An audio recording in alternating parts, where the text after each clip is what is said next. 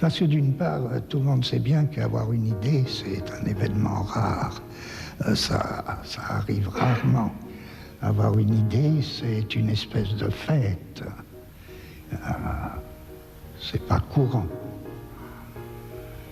Et d'autre part, avoir une idée, c'est pas quelque chose de général. On n'a pas une idée en général. Une idée, elle est déjà vouée. Tout comme celui qui a l'idée est déjà voué à tel ou tel domaine.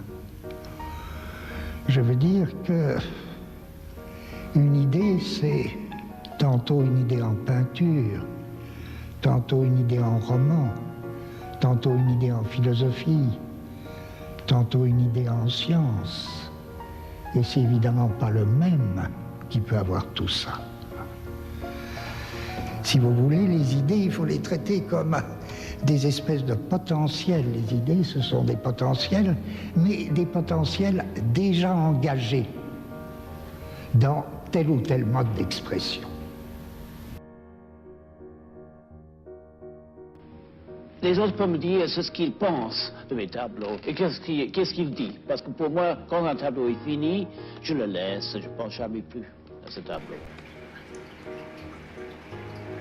Grosso modo, dans la peinture, il y a eu un moment où on a arrêté de peindre les choses comme on les voyait et on a essayé de les peindre comme on les ressentait. Au début, ça a été très mal perçu, parce que ça voulait dire parfois faire des taches.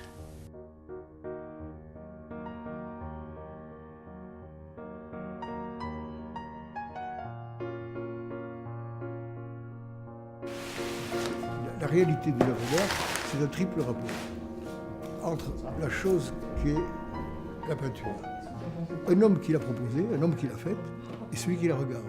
C'est ce triple rapport qui est pour moi la réalité d'une œuvre. C'est-à-dire que celui qui la regarde fait partie de l'œuvre.